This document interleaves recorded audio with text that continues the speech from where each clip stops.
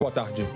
A Polícia Federal prende o ex-ministro dos governos Dilma e Temer, Henrique Eduardo Alves, do PMDB. Ex-presidente da Câmara e deputado por 11 mandatos consecutivos, ele é suspeito de corrupção e lavagem de dinheiro na construção da Arena das Dunas, em Natal. E também foi alvo de outro mandado de prisão em outra operação. A que investiga desvios de dinheiro no Fundo de Investimento do FGTS. Dia histórico em Brasília. O TSE retoma o julgamento que pede a cassação da chapa Dilma Temer. E o presidente Temer tem até às 4h30 da tarde para responder ao questionário enviado pela Polícia Federal sobre a delação da JBS. Em meio à crise política, o Congresso mantém a agenda de trabalho. Retoma a discussão da reforma trabalhista na Comissão de Assuntos Econômicos no Senado. E libera vaquejada em todo o Brasil. A chuva obriga 16 mil pessoas a abandonarem as casas no sul. E você se lembra do menino que virou símbolo da violência da guerra na Síria? Nós temos uma boa notícia sobre ele. É agora no Jornal Hoje.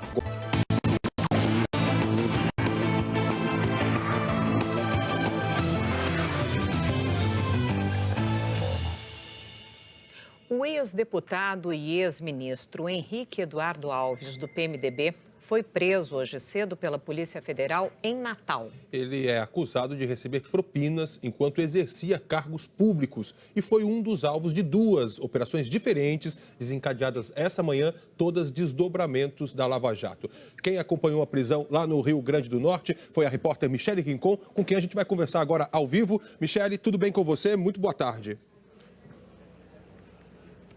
Tudo bem, Evaristo? Boa tarde para você, boa tarde, Sandra. Pois é, o ex-ministro Henrique Alves, do PMDB, foi preso esta manhã em casa, aqui nessa operação de desdobramento da Operação Lava Jato, a Operação Manos. O pedido de prisão preventiva foi feito porque, segundo o procurador da República, Rodrigo Telles, o ex-ministro tem alto poder de influência tanto na esfera política quanto também na magistratura. Então, ele fica preso aqui, já prestou depoimento agora pela manhã aqui na sede da Polícia Federal e fica preso por tempo indeterminado. No fim do dia, até o fim do dia de hoje, tanto o Henrique Alves quanto os outros 3 presos aqui em Natal, dentro da Operação Manos, vão ser encaminhados para o sistema penitenciário do estado. Vamos ver agora como foram as prisões.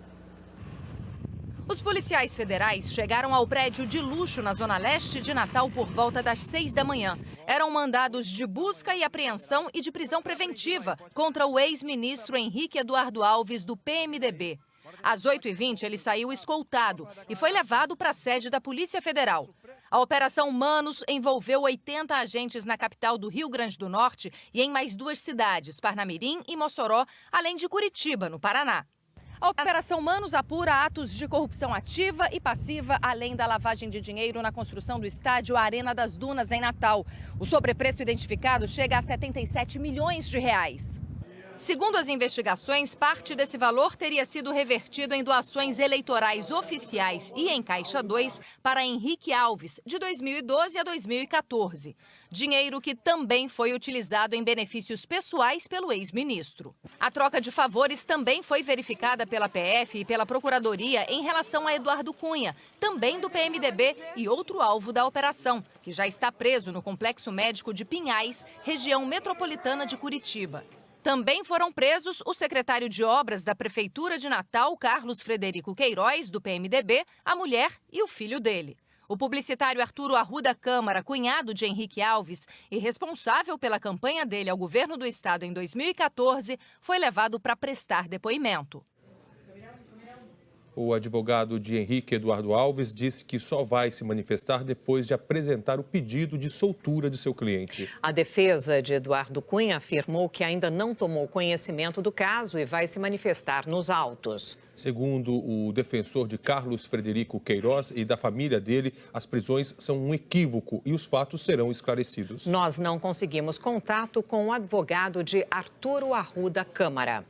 Henrique Eduardo Alves nasceu no Rio de Janeiro, tem 68 anos e fez carreira política no Rio Grande do Norte. Foi deputado federal por 11 mandatos consecutivos. Em fevereiro de 2013, assumiu a presidência da Câmara. Se afastou no ano seguinte para concorrer ao governo do estado, mas perdeu as eleições e reassumiu a presidência da casa. Foi ministro do Turismo de Dilma Rousseff e voltou ao cargo no governo de Michel Temer. pediu demissão em junho de 2016, depois que foi citado no acordo de delação premiada do ex-presidente da Transpetro, Sérgio Machado, que denunciou o pagamento de R$ 1,5 milhão em doações eleitorais a Henrique Alves. Ele nega as acusações. O repórter Vladimir Neto, de Brasília, teve acesso aos documentos sobre as investigações que envolvem o ex-deputado Henrique Eduardo Alves. Vamos ver na reportagem. As investigações em Natal começaram quando o ex-deputado Henrique Eduardo Alves perdeu o mandato e o foro privilegiado. O Supremo Tribunal Federal transferiu o processo para o estado dele. A operação identificou pagamentos de propina por meio de doações oficiais e não oficiais nas eleições de 2012 e de 2014, que foram repassados a pedido dos ex-deputados Eduardo Cunha e Henrique Eduardo Alves. De acordo com as investigações, empreiteiras como a OAS, Odebrecht e Andrade Gutierrez fizeram esses pagamentos em troca de diversos favores junto ao governo federal. Dados de contas secretas de Henrique Eduardo Alves, localizados na Suíça, reforçaram as suspeitas de corrupção. De acordo com investigadores, o maior volume de recursos desviado teria ido para a campanha de Henrique Eduardo Alves ao governo do Rio Grande do Norte. As contas de campanha dele em 2014 também foram analisadas e os investigadores acreditam ter encontrado várias empresas de fachada que não existem ou estão em nome de laranjas. E localizaram vários saques de valores em espécie durante a campanha. Só na véspera do segundo turno foram cerca de R$ 2 milhões. A suspeita é de que esse dinheiro pode ter sido usado para a compra de votos. Henrique Eduardo Alves, que perdeu a eleição para governador, também teria atuado diretamente para ajudar uma empreiteira responsável pela obra da construção da Arena das Dunas, a OAS. De acordo com as investigações, em 2013, um ano antes da Copa de 2014, o Tribunal de Contas do Estado do Rio Grande do Norte ainda não havia recebido o projeto executivo da obra, o que impedia a fiscalização pelo tribunal. Isso gerou um impasse que poderia levar à suspensão da construção da arena. Foi quando Léo Pinheiro, então presidente da OAS, acionou o parlamentar. No dia 22 de junho de 2013, ele mandou uma mensagem e Henrique respondeu assim: Charles poderia me procurar segunda cedo em casa? Já marcaria com o presidente do Tribunal de Contas, irmão do Garibaldi. O conselheiro Paulo Roberto Alves, ex-presidente do Tribunal de Contas do Rio Grande do Norte, é irmão do senador Garibaldi Alves. Em outra mensagem, no dia 14 de julho de 2013, Henrique Eduardo Alves fala: segunda, em Brasília, vou para cima do TCU. Darei notícias. Os investigadores ainda apuram se a suposta pressão de Henrique Eduardo Alves surtiu efeito, já que o repasse dos recursos do financiamento continuou e a obra foi concluída. Nós não conseguimos contato com o advogado de Henrique Eduardo Alves sobre esses documentos. O advogado de Eduardo Cunha negou qualquer ato ilícito. A Carioca Engenharia não vai se manifestar. Nós ainda não tivemos retorno da Odebrecht, OAS e Andrade Gutierrez. O Tribunal de Contas da União, o Tribunal de Contas do Rio Grande do Norte e o ex-presidente Paulo Roberto Alves ainda não se manifestaram. Henrique Eduardo Alves também foi alvo de outra operação da Polícia Federal em Brasília. Quem tem essas informações agora ao vivo é o repórter Vladimir Neto. Vladimir, boa tarde.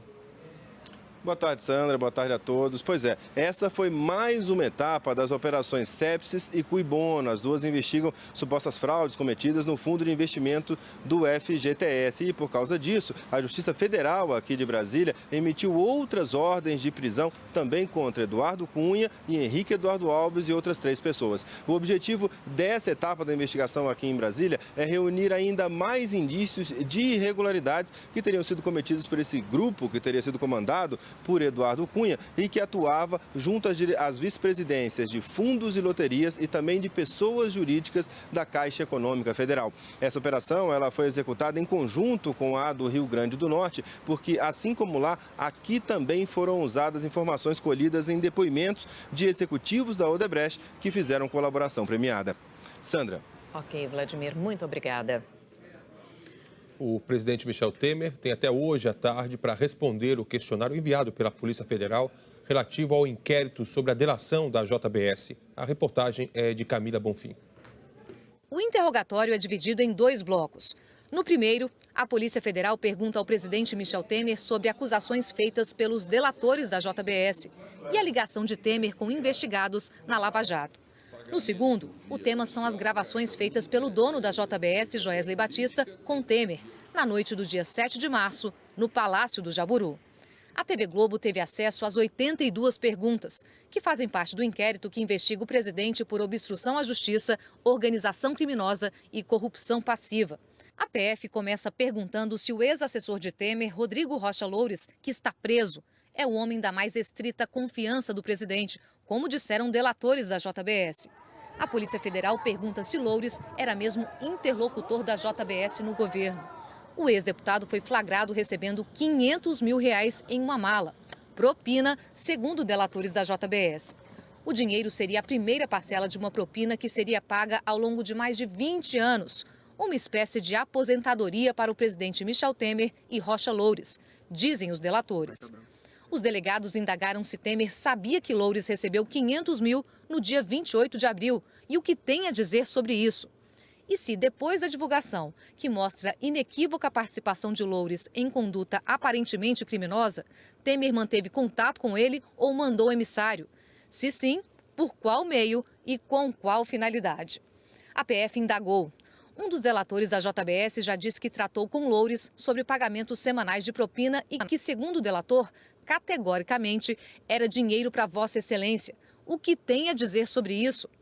Os delegados que elaboraram as perguntas também trataram do encontro de Joesley com Temer, no Palácio do Jaburu. A PF perguntou se é comum Temer receber empresários em horários noturnos, sem prévio registro em agenda oficial. Se sim, cite ao menos 3 empresários com quem manteve encontros em circunstâncias análogas à de Joesley Batista, após ter assumido a presidência da República. A polícia questionou ainda se Temer encontrou com Joesley outras vezes e por que, após ter dito que sabia que Joesley era um falastrão, o recebeu à noite, fora da agenda, na residência oficial. Os delegados perguntaram se Temer pensou em viajar para Nova York entre os dias 13 e 17 de maio e se Loures comentou com ele sobre um possível encontro, a pedido de Joesley Batista, na sede da JBS em Nova York. A polícia questionou Temer sobre as suspeitas de compra de silêncio do ex-deputado Eduardo Cunha e do doleiro Lúcio Funaro, ligado a ele. E sobre o depoimento de Joesley, em que ele diz que Temer se dispôs a ajudar Eduardo Cunha no Supremo Tribunal Federal, através de 2 ministros que lá atuam. Vossa Excelência confirma isso? Se sim, de que forma prestaria tal ajuda? Quais eram esses 2 ministros? A PF perguntou se Temer pediu que Loures fizesse alguma intervenção que beneficiasse a JF, que controla a JBS, em julgamento no CAD, Conselho Administrativo de Defesa Econômica. E se Loures contou que a JF queria fazer pagamentos semanais de R$500 mil a R$1 milhão para resolver a questão no CAD. Na segunda parte do depoimento, a Polícia Federal abordou as gravações. Uma delas é a que, segundo a Procuradoria-Geral da República, mostra que Temer sabia que Joesley estava comprando o silêncio do ex-deputado Eduardo Cunha. E a outra é a que Temer é informado que Joesley tinha 2 juízes e um procurador na mão, ou seja, o momento em que o empresário conta que estava atuando para manipular investigações da JBS em outra frente, envolvendo fundos de pensão. A polícia relembra que Joesley diz, na gravação com Temer, que estava de bem com Eduardo Cunha. A que Temer responde, tem que manter isso, viu? E Joesley complementa com a frase, todo mês. Os delegados pedem, explique o contexto em que se deram essas colocações, esclarecendo, sobretudo, o sentido da orientação final de Vossa Excelência nos termos, tem que manter isso. E completam que uma das hipóteses para Joesley ter falado que estava de bem com Cunha era que vinha fazendo pagamentos mensais. E perguntam, Vossa Excelência considerou essa hipótese? A PF encerra perguntando para Temer por que ele não levou ao conhecimento das autoridades o fato de Joesley, em outro trecho da conversa, falar de ingerência na Justiça e no Ministério Público. Você pode ler todas as perguntas feitas ao presidente na página do Jornal Hoje na internet. O julgamento no Tribunal Superior Eleitoral da ação que pede a cassação da chapa que elegeu Dilma Rousseff e Michel Temer para a presidência da República em 2014 vai ser retomado hoje, às 19h. E é sobre isso que a gente vai falar agora com a Gioconda Brasil, lá em Brasília. Gioconda, boa tarde para você. Hoje vai ser a primeira de 4 sessões, não é isso? Exatamente, Sandra, boa tarde a você, boa tarde a todos. O TSE marcou 4 sessões para análise dessa ação, que significa que de hoje até a próxima quinta-feira todo o tribunal vai estar mobilizado nesse julgamento, que atrai inclusive a atenção da imprensa estrangeira. A segurança dentro e fora do prédio foi reforçada.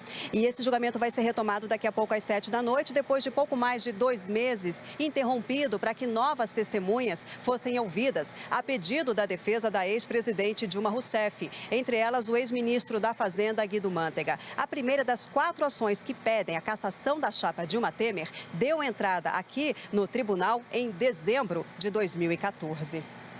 A crise envolvendo o presidente Michel Temer fez crescer as atenções sobre o julgamento e levou o presidente do Tribunal Superior Eleitoral, ministro Gilmar Mendes, a fazer recentemente a seguinte declaração: não cabe ao TSE resolver crise política. Isso é bom que se diga. O tribunal não é instrumento para a solução de crise política. O julgamento será jurídico e judicial. Na opinião do ministro do Supremo Tribunal Federal, Luiz Roberto Barroso, o julgamento pode ser um marco na luta contra a corrupção no Brasil. Nós vivemos uma possibilidade de um novo começo no Brasil, que é utilizar essa experiência dessa corrupção ampla e institucionalizada para, tal como fizemos com a ditadura, tal como fizemos com a tortura, poder dizer corrupção nunca mais. Não uma corrupção de nível zero, todo país tem um nível de corrupção, mas é preciso criar uma cultura de honestidade, é preciso mostrar para as novas gerações que ser honesto vale a pena, porque a corrupção valoriza os espertos e não os bons. O PSDB, derrotado na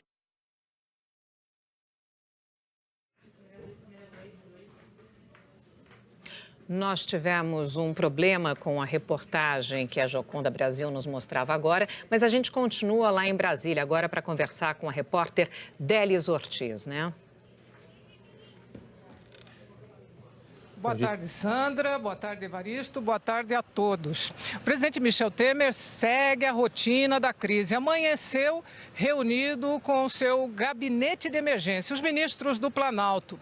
E ele também tem passado horas com os advogados que tentam ganhar tempo no Supremo Tribunal Federal. O prazo dado a Temer é de até antes das 5 da tarde. E o presidente ainda está avaliando se vai responder tudo, nada ou parte do questionário enviado pela Polícia Federal.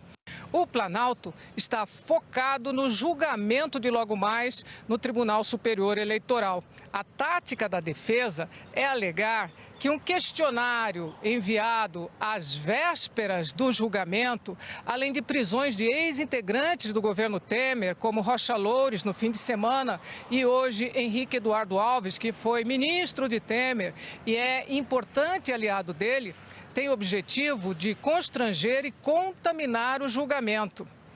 É grande a tensão por aqui, mas o presidente Michel Temer tenta passar a imagem de que está cumprindo a agenda normalmente, tanto que já recebeu parlamentares, o presidente do Banco Central e tem um compromisso público fora do Planalto bem na hora do julgamento. Está na agenda que ele vai participar da inauguração da nova sede do Conselho Nacional do SESI.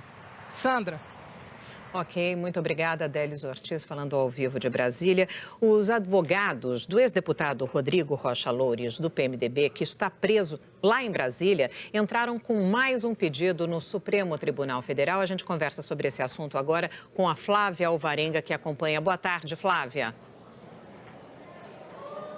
Oi, Sandra, boa tarde a todos. É uma petição onde a defesa está questionando a escolha do relator do pedido de habeas corpus, o ministro Ricardo Lewandowski. Esse pedido para anular a prisão de Rocha Loures ficou com o ministro Lewandowski por prevenção, não teve sorteio, porque ele já estava nesse caso antes. Na semana passada, o ministro Lewandowski ficou também com um outro pedido de habeas corpus do procurador Ângelo Goulart, que foi preso na mesma operação que investiga Rocha Loures. O ministro não entrou no mérito, arquivou o pedido, alegando que não cabe habeas corpus para decisões tomadas pela própria corte. Portanto, agora a defesa de Rocha Loures quer que essa escolha do relator do habeas corpus seja feita por meio de sorteio. O pedido de habeas corpus foi feito ontem à tarde e essa petição eles deram entrada ontem à noite. Agora a decisão fica se vai ficar com Lewandowski ou não.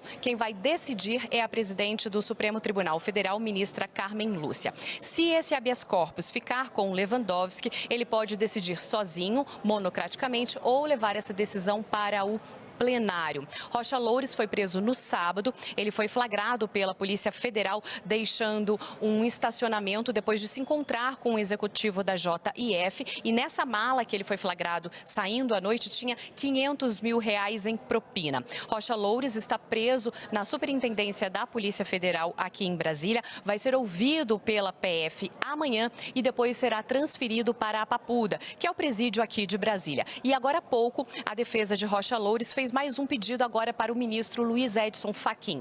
Quer que Rocha Loures passe pela audiência de custódia quando ele se encontra com o juiz o quanto antes. Isso para ele passar por essa audiência antes de ser transferido para a Papuda. E também quer que Rocha Loures não tenha o cabelo cortado antes de ir para o presídio. Sandra. Ok, Flávia, muito obrigada pelas suas informações. Como vocês viram, nós tivemos um problema há pouco com a reportagem da Gioconda Brasil. Nós vamos exibi-la agora novamente, a reportagem que trata sobre o julgamento da cassação da chapa Dilma Temer de 2014, que recomeça hoje no TSE. A crise envolvendo o presidente Michel Temer fez crescer as atenções sobre o julgamento e levou o presidente do Tribunal Superior Eleitoral, ministro Gilmar Mendes, a fazer recentemente a seguinte declaração. Não cabe ao TSE resolver crise política. Isso é bom que se diga.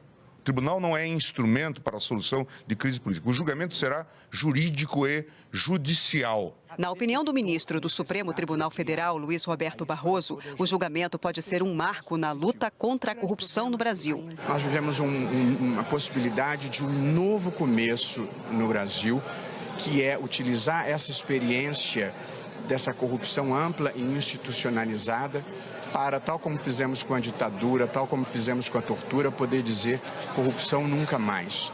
Não uma corrupção de nível zero, todo país tem um nível de corrupção. Mas é preciso criar uma cultura de honestidade, é preciso mostrar para as novas gerações que ser honesto vale a pena, porque a corrupção valoriza os espertos e não os bons.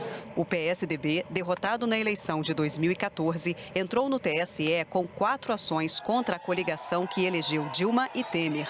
O partido fez 5 acusações contra a chapa. Abuso de poder econômico por gastos acima da lei, abuso de poder político, a convocação de cadeia de rádio e televisão para fins eleitorais, uso indevido de meios de comunicação, segundo o PSDB, por veicular mentira no horário eleitoral, fraude por veicular falsas informações sobre o fim de programas sociais e uso de Caixa 2, dinheiro não contabilizado desviado da Petrobras. Em 2 anos e meio de processo, as ações foram unificadas. O Ministério Público Federal deu parecer favorável à cassação da chapa. O procurador Nicolau Dino sugere que Dilma se torne inelegível e que Temer perca o cargo. O procurador afirma que não existem elementos nos autos que liguem Temer ao financiamento ilícito da chapa e que, sem responsabilidade pessoal, ele não pode ficar inelegível, mas que ele foi beneficiado por uma campanha financiada ilicitamente, então deveria perder o mandato. O TSE retoma o julgamento com nova composição. 2 ministros entraram para o tribunal desde que a análise da ação foi suspensa em abril. Admar Gonzaga e Tarcísio Vieira, ambos indicados por Michel Temer. A qualquer momento, um dos 7 ministros pode pedir vista, mais tempo para analisar o processo. E não haveria prazo legal para ele ser reiniciado. Se não houver nova interrupção, o julgamento pode tomar 3 caminhos. Caso os ministros considerem que não há provas suficientes, a chapa pode ser inocentada e o processo arquivado, ou a chapa pode ser condenada. Se a tese da separação das condutas for aceita, Dilma e Temer podem receber punições diferentes. Mas se toda a chapa for condenada, a ex-presidente Dilma Rousseff ficaria inelegível e o presidente Michel Temer perderia o cargo. Caberá a Gilmar Mendes, com base nos votos, anunciar se a execução da pena será imediata direta ou garantir a apresentação de recursos. Este especialista em direito eleitoral da Universidade de Brasília lembra que, neste caso, mesmo que toda a chapa seja cassada, Michel Temer não deixará automaticamente a presidência da República. Não necessariamente. Cabe ainda recursos, cabe primeiro um recurso de embargo de declaração ao próprio TSE. Depois disso, mantida a decisão, cabe recurso extraordinário ao Supremo Tribunal Federal. Quando, daí sim, é que confirmada a decisão pelo Supremo, ele teria que deixar o cargo. Quando a sessão for aberta, logo mais às 19h, a expectativa é que primeiro sejam analisadas questões preliminares. Por exemplo, se o julgamento deve ou não prosseguir, já que Dilma Rousseff perdeu o cargo no impeachment. E a inclusão de fatos que estavam fora da ação inicial, como a delação dos executivos da Odebrecht e os depoimentos dos marqueteiros João Santana, Mônica Moura e do funcionário deles, André Santana. A defesa de Dilma, por exemplo, alega que informações obtidas após a apresentação da ação não podem ser incluídas no processo. Mas, em julgamento em 2014, o plenário do STF entendeu por unanimidade que fatos não alegados inicialmente podem sim ser considerados no decurso do processo. O artigo 23 da Lei de Inelegibilidades afirma que o juiz é autorizado a formar convicção, atendendo a fatos e circunstâncias constantes do processo, ainda que não arguidos pelas partes, e a considerar fatos públicos e notórios, indícios e presunções, mesmo que não indicados ou alegados pelos envolvidos no conflito de interesses. O TSE também já discutiu essa questão durante esse processo quando a então relatora Maria Tereza de Assis Moura pediu arquivamento da ação por não ver indícios mínimos contra a chapa, desconsiderando elementos adicionados pelo PSDB fora do prazo legal.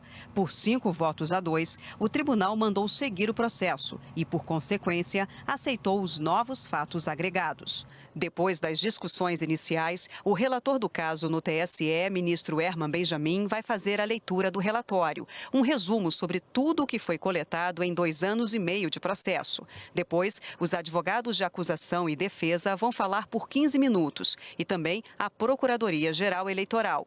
Ao final, Herman Benjamin vai apresentar o seu voto. Em seguida, votam os ministros Napoleão Nunes Maia, Admar Gonzaga, Tarcísio Vieira, Luiz Fux, Rosa Weber e, por último, o presidente da Corte, Gilmar Mendes. No meio jurídico, o julgamento desta semana é considerado histórico. Ao longo do tempo, abusos sempre foram investigados em relação a eleições menores, eleições de vereador, prefeito, eventualmente governadores. Mas é a primeira vez que os abusos são efetivamente investigados em relação a candidaturas à presidência da República, o que demonstra uma posição da Justiça Eleitoral pela investigação da ocorrência de abusos, seja contra quem for.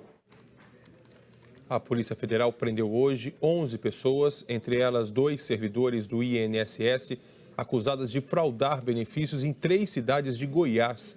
A reportagem é de Renata Costa, de Goiânia. As pensões por morte, aposentadorias rurais e por invalidez eram concedidas nesta agência do INSS em Porangatu, no norte de Goiás. A Polícia Federal desconfiou da fraude por causa do número grande de benefícios aqui e em outras 2 cidades, Uruaçu e Niquelândia. Ela vinha até 2010 numa média de R$150 mil de pagamentos retroativos para pensões. E aí esse valor subiu em 2015 para 1,5 milhão, ou seja, quase 10 vezes o valor que historicamente ela vinha pagando. Segundo as investigações, os agenciadores falsificavam documentos de pessoas que nem existiam.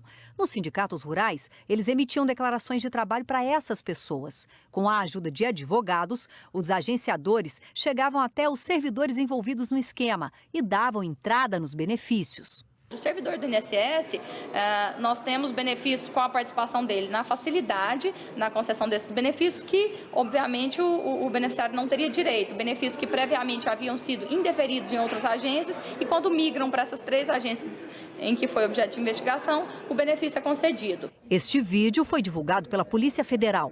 De acordo com os investigadores, a mulher de camiseta vermelha fazia parte do esquema. Ela estava dando entrada em benefícios fraudulentos no posto de Uruaçu, a pedido deste advogado. Os dois e o servidor que fazia o atendimento na agência foram presos hoje na operação. Entre os presos ainda estão presidentes e ex-presidentes de sindicatos rurais, servidores do INSS e advogados. Ao todo foram cumpridos 11 mandados de prisão e mais 76 pessoas vão ser ouvidas aqui na Polícia Federal. A operação acontece em 9 cidades do norte de Goiás e também no Distrito Federal. A polícia identificou um desvio de 5 milhões de reais em 67 benefícios. Mas os investigadores acreditam que o prejuízo seja muito maior. A organização criminosa, o interesse dela, na verdade, era no recebimento de valores retroativos, que variavam entre 40 mil, 60 mil a 100 mil reais. Os investigados vão responder por estelionato previdenciário, falsificação de documento público, fraude processual e organização criminosa. O INSS disse que os 2 servidores presos e um outro que foi levado para prestar depoimento foram afastados. Os 3 vão responder a processo administrativo que pode resultar na exoneração. Os nomes deles não foram divulgados. A Caixa Econômica antecipou para este sábado a 4ª etapa do saque das contas inativas do FGTS. O motivo é o feriado de Corpus Christi. Vão poder sacar trabalhadores nascidos nos meses de setembro, outubro e novembro. Mais de 2.000 agências da Caixa vão abrir entre 9 da manhã e 3 da tarde. Segundo a Caixa, o valor disponível nessa fase é de quase 11 bilhões de reais. A última etapa de saques para nascidos em dezembro deve começar em 14 de julho. O Congresso Nacional promulgou hoje a PEC, que é a proposta de emenda à Constituição, que autoriza a vaquejada em todo o Brasil. Segundo o texto da lei, não se consideram cruéis as práticas desportivas que utilizem animais, desde que sejam manifestações culturais registradas como bem de natureza imaterial, integrante do patrimônio cultural brasileiro.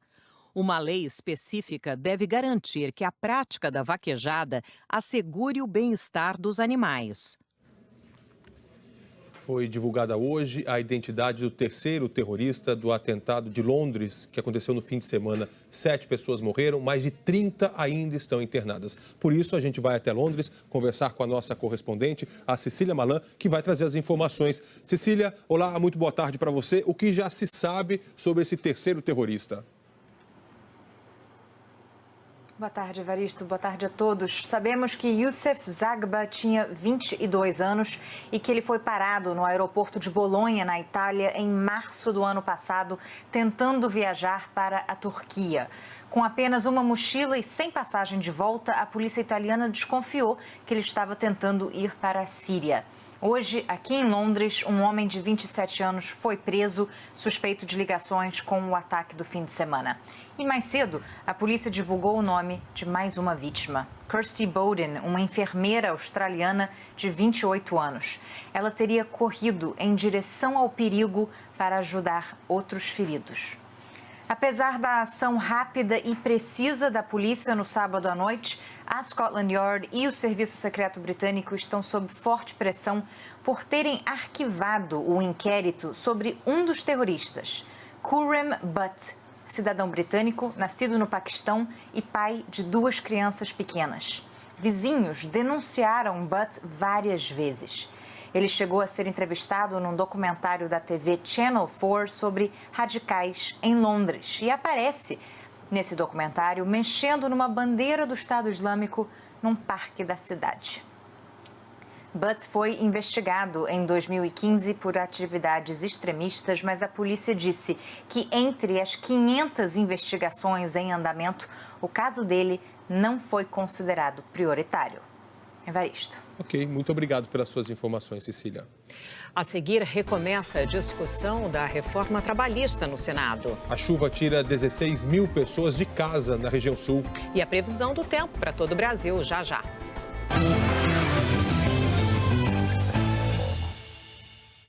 Atenção, servidor público, aposentado, pensionista e quem recebe por cartão magnético. Na Crefisa você já pode antecipar o seu 13º salário. Isso mesmo, o seu 13º já está te esperando. As contas não esperam e você também não precisa esperar. Com a Crefisa você tem dinheiro na mão em até 24 horas. Só a Liga Nacional Empréstimos tem esse compromisso com você. Dinheiro sempre. Para que esperar? Antecipe a primeira parcela do seu 13º salário já. Simplifica. Vem pra Crefisa.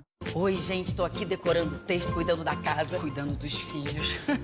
E se você, como eu, não pode parar por uma gripe, conte com as 3 camadas de Coristina D. Pouco 2 é bom, 3 é Coristina. 1 é pouco, 2 é bom, 3 é Coristina. Este medicamento é contraindicado em caso de suspeita de dengue. Geisa conseguiu as provas que incriminam Rubinho. Tem que prender, hein? Aquele rapaz que tu falou ontem foi? Ele mesmo.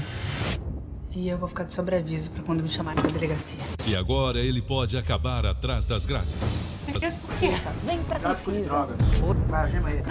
Olha que internação. Hoje... Pode entrar, por favor. Major. A força do querer. Bonitinha vovozinha, você é diva! Começou o concurso Sênior AT Revista. Se você tem mais de 60 anos e arrasa por onde passa, participe! Preencha o cupom disponível em A Tribuna, AT Revista e nos postos participantes. Junte uma foto de rosto e outra de corpo e leve em um dos postos de entrega. Saiba mais em atribuna.com.br/sênior. As inscrições vão até 16 de junho. A vencedora será a capa da AT Revista. Concurso Sênior AT Revista. Realização A Tribuna. Sabe o que você tem? Tem sorte que você beija bem. Vem cada canto dessa casa. Maiara e Maraísa ao vivo em Campo Grande.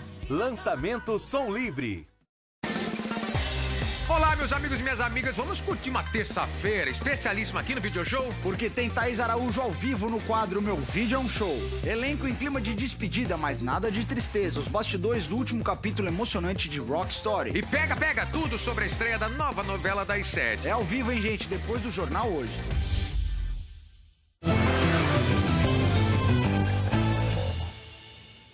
A Comissão de Assuntos Econômicos do Senado já começou a sessão para votar o projeto da reforma trabalhista. Por isso, a gente volta a Brasília agora com o repórter Fernando Rego Barros, que está no Congresso e acompanha tudo. Fernando, boa tarde. Boa tarde, Sandra. Boa tarde a todos. O senador Ricardo Ferraço, que é o relator, manteve o texto aprovado na Câmara, o texto da reforma trabalhista aprovado na Câmara e que modifica cerca de 100 pontos da CLT, a consolidação das leis do trabalho. Os senadores da oposição e governistas tinham chegado a um acordo para que o relatório fosse mesmo votado hoje, mas 3 senadores da oposição apresentaram votos em separado que serão lidos antes. O senador Paulo Paim, do PT, que já leu o voto dele, a senadora Vanessa Graziotin, do PCdoB, que está lendo agora o voto dela, e, por fim, a senadora Lídice da Mata, do PSB, que vai votar depois da Vanessa Graziotin. Todos os 3 senadores pedem a rejeição do relatório do senador Ferraço. O texto aprovado na Câmara prevê, entre outras coisas, que os acordos entre patrões e empregados prevaleçam sobre a legislação trabalhista. Prevê também que as férias possam ser divididas em até 3 vezes e prevê também o fim prevê também o fim da obrigatoriedade do imposto sindical. Depois de passar por essas comissões, pela Comissão de Assuntos Econômicos, o texto da reforma trabalhista deve passar ainda por outras 2 comissões aqui no Senado, a Comissão de Assuntos Sociais e também a Comissão de Constituição e Justiça. Só depois de passar por todas as 3 comissões, o texto segue para a votação no plenário do Senado. Sandra, Evaristo. Ok, Fernando, muito obrigada. O Comitê de Política Monetária do Banco Central avalia que a retomada da economia pode ser mais demorada do que o esperado. A afirmação está na ata da última reunião em que o Copom baixou a taxa básica de juros em 1 ponto percentual para 10,25% ao ano. O comitê voltou a dizer que o ritmo de corte dos juros deve ser reduzido na próxima reunião, em julho, por conta das incertezas do país. Agora a gente vai falar um pouco das chuvas. O nível dos rios na região sul do Brasil está bem acima do normal e continua subindo. Mais de 16 mil pessoas estão fora de casa. Acompanhe a reportagem de Ricardo Fondorf. No Rio Grande do Sul, 52 municípios decretaram situação de emergência. A região mais castigada é a fronteira com a Argentina. A cheia do Rio Uruguai alagou áreas ribeirinhas de Itaqui, São Borja e Uruguaiana. A ponte que liga a fronteira ao norte e nordeste do estado foi interditada por causa do nível d'água. Em Santa Catarina, 88 municípios registram prejuízos por causa da chuva. A situação é pior em Rio do Sul, no Alto Vale do Itajaí. A água alagou 18 dos 25 bairros. Cerca de 10 mil pessoas tiveram que sair de casa. O nível do rio Itajaí-Açu até baixou um pouquinho nas últimas horas, mas a situação ainda é muito grave. A maior preocupação da Defesa Civil agora é com as pessoas que estão em áreas isoladas e que precisam de socorro. Ontem à noite, esta equipe do Corpo de Bombeiros foi chamada para levar uma mulher grávida para um lugar seguro. E teve uma surpresa. É gestante, chegamos lá, já estava em trabalho de parto. Faltando apenas 10 metros para chegar no barco, a criança começou a nascer. Aí nós tivemos que fazer o parto ali mesmo, abaixo de chuva, e foi isso. Foi muito emocionante, mas graças a Deus deu tudo certo, acabou tudo bem. Aí mãe e bebê foram levados para o hospital. E hoje de manhã, Agnes, a mãe, e o pequeno Tyler Felipe receberam uma visita muito especial. Só tenho a agradecer de verdade, porque se não fossem eles, eu não teria meu pequeno nos meus braços de jeito nenhum. Vamos saber se vai continuar chovendo lá na região sul. Quem vai contar pra gente é a Helena Marques. Tudo bem, Eli? Tudo bem, boa tarde para vocês. Boa tarde para vocês também. Quais são as informações que você tem? Pois é, tem mais previsão de chuva no sul do país por causa de áreas de instabilidade. Elas já provocaram problemas também no Paraná. Em Ponta Grossa, a BR-376 está interditada no sentido interior. O congestionamento é de 2,5 km e o prédio da Regional de Saúde também ficou alagado, como a gente vê nessas fotos. Em Piraí do Sul, também Paraná, o rio que passa pela cidade transbordou. As imagens são do Abílio Mainardes e 100 pessoas já foram atingidas. Hoje tem previsão de grandes volumes de chuva ainda no Paraná, principalmente entre o oeste e o sul do estado e também nessa região mais colorida aqui, olha, em Santa Catarina. Aí os rios do Vale do Itajaí podem encher mais. Na quinta-feira deve voltar a chover com força também no Rio Grande do Sul, inclusive na fronteira oeste. Bom, e aqui em São Paulo, de ontem para hoje choveu muito. Nesse momento a chuva deu uma trégua, mas choveu demais. Exatamente. E toda essa chuva aí já fez a capital paulista superar a média de chuva do mês de junho todo. Teve inclusive deslizamento. A terra cedeu e arrastou uma árvore enorme para cima de uma casa. 2 moradores se feriram. Hoje tem mais previsão de chuva aqui para São Paulo. Amanhã também, mas o volume de chuva já diminui. E aí a chuva só deve parar mesmo na quinta-feira. Mas na sexta já volta a chover de novo aqui em São Paulo. Choveu bastante também em Sorocaba, que fica no interior paulista. O rio que atravessa a cidade também transbordou por lá e a chuva vai continuar nessa região. Aliás, quase todo o estado de São Paulo está sob influência das mesmas áreas de instabilidade que estão provocando chuva lá no sul. O que esperar para as outras regiões? Qual que é a previsão do tempo? Vamos falar do Nordeste. Tem previsão de chuva lá também, no litoral, entre Bahia e Rio Grande do Norte, mas é menos que na semana passada. Previsão de chuva também nessa faixa do litoral do Maranhão, passando por grande parte da região norte e até Mato Grosso do Sul. Agora, tempo firme nas áreas em amarelo. Palmas, Fortaleza e passando por grande parte da região norte e até Mato Grosso do Sul. Agora, tempo firme nas áreas em amarelo. Palmas, Fortaleza e Brasília passando por grande parte da região norte e até Mato Grosso do Sul. Agora, tempo firme nas áreas em amarelo. Palmas, Fortaleza e Brasília passando por grande parte da região norte e até Mato Grosso do Sul. Agora, tempo firme nas áreas em amarelo. Palmas, Fortaleza e Brasília passando por grande parte da região norte e até Mato Grosso do Sul. Agora, tempo firme nas áreas em amarelo. Palmas, Fortaleza e Brasília passando por grande parte da região norte e até Mato Grosso do Sul. Agora, tempo firme nas áreas em amarelo. Palmas, Fortaleza e Brasília passando por grande parte da região norte e até Mato Grosso do Sul. Agora, tempo firme nas áreas em amarelo. Palmas, Fortaleza e Brasília passando por grande parte da região norte e até Mato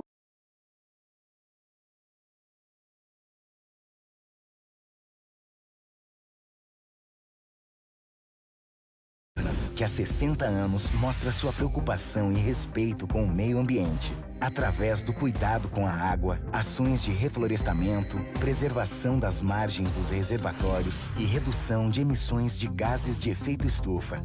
Dever de quem valoriza a natureza e pensa nas próximas gerações. Mais do que energia, Furnas tem compromisso com o nosso futuro e há 60 anos contribui para ele acontecer, atuando para o desenvolvimento sustentável, o combate à pobreza e a redução das desigualdades, porque acredita que oportunidades têm que ser para todos. Eletrobras Furnas, Ministério de Minas e Energia, Governo Federal.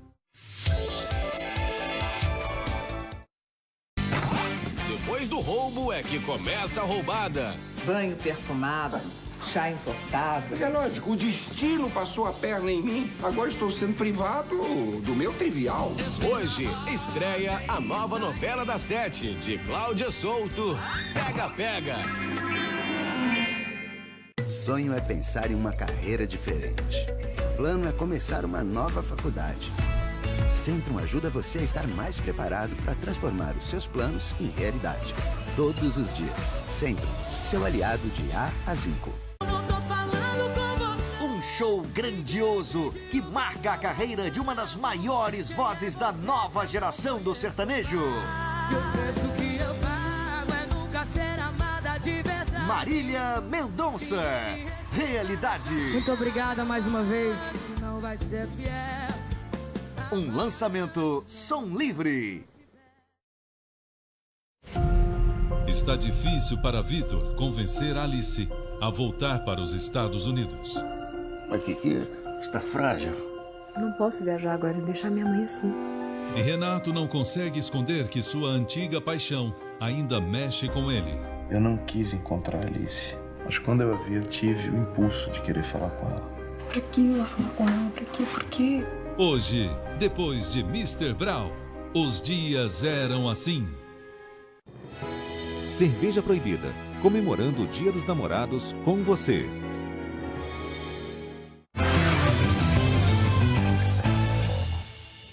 Combatentes árabes e curdos apoiados pelos Estados Unidos começaram hoje uma batalha para recapturar a cidade de Raqqa, na Síria. Talal Silo, porta-voz da Aliança de Milícias Forças Democráticas Sírias, disse que a operação será violenta.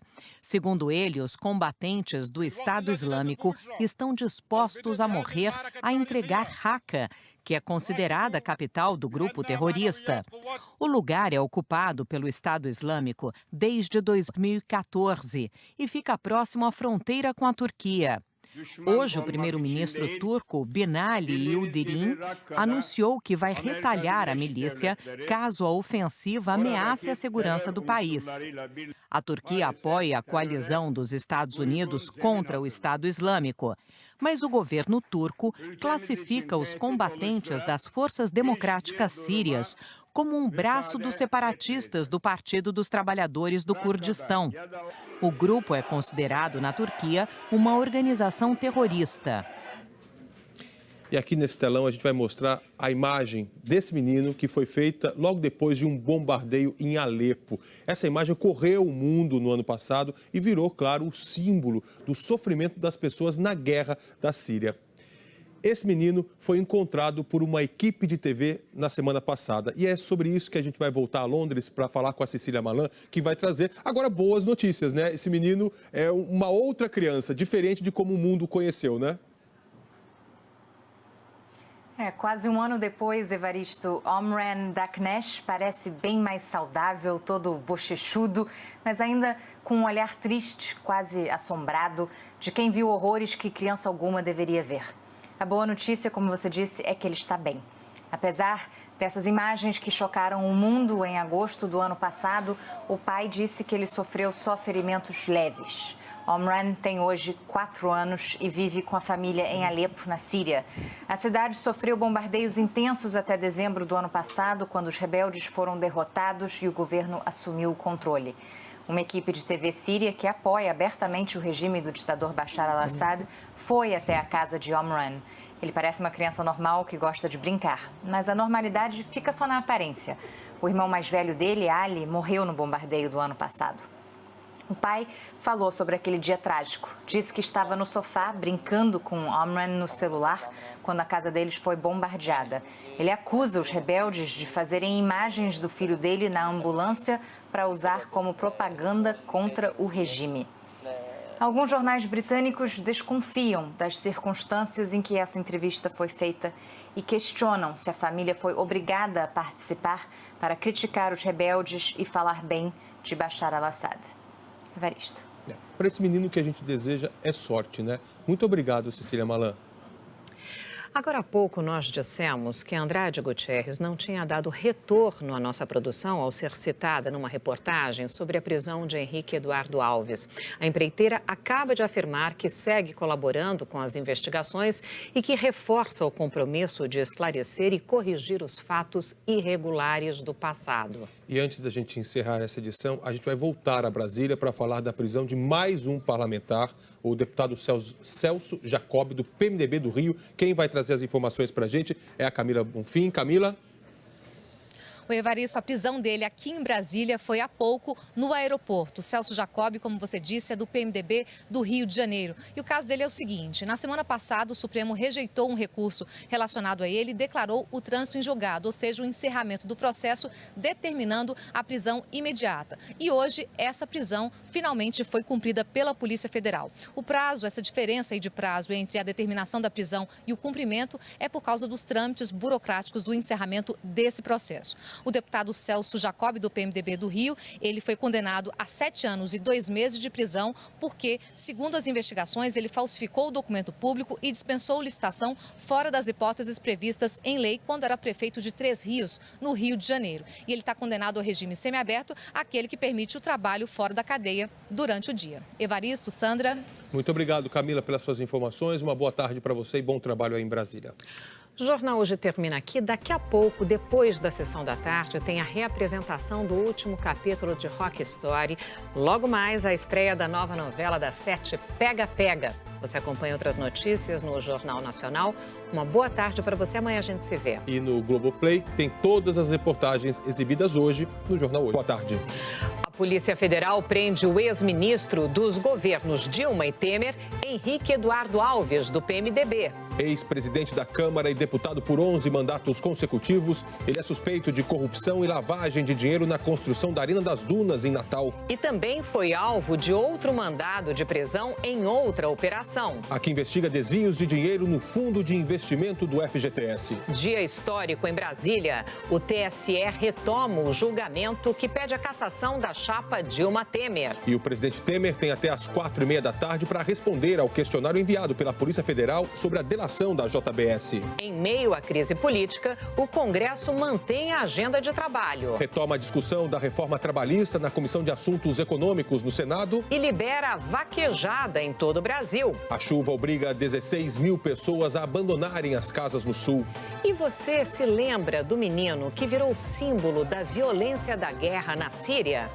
Nós temos uma boa notícia sobre ele. É agora no Jornal Hoje.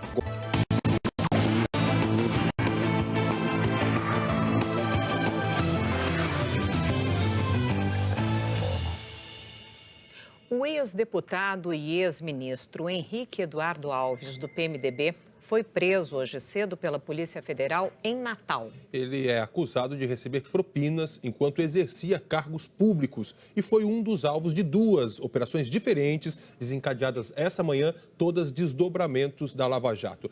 Quem acompanhou a prisão lá no Rio Grande do Norte foi a repórter Michele Rincon, com quem a gente vai conversar agora ao vivo. Michele, tudo bem com você? Muito boa tarde.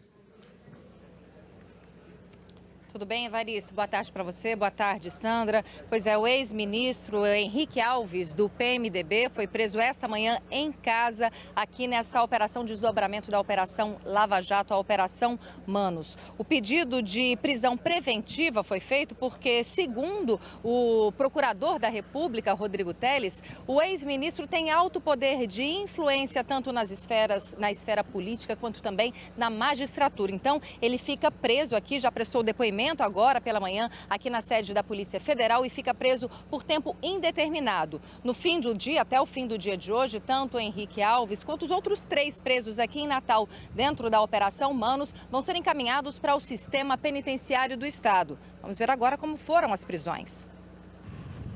Os policiais federais chegaram ao prédio de luxo na zona leste de Natal por volta das 6 da manhã. Eram mandados de busca e apreensão e de prisão preventiva contra o ex-ministro Henrique Eduardo Alves, do PMDB. Às 8h20, ele saiu escoltado e foi levado para a sede da Polícia Federal. A Operação Manos envolveu 80 agentes na capital do Rio Grande do Norte e em mais 2 cidades, Parnamirim e Mossoró, além de Curitiba, no Paraná. A Operação Manos apura atos de corrupção ativa e passiva, além da lavagem de dinheiro na construção do estádio Arena das Dunas, em Natal. O sobrepreço identificado chega a 77 milhões de reais. Segundo as investigações, parte desse valor teria sido revertido em doações eleitorais oficiais e em Caixa 2 para Henrique Alves, de 2012 a 2014.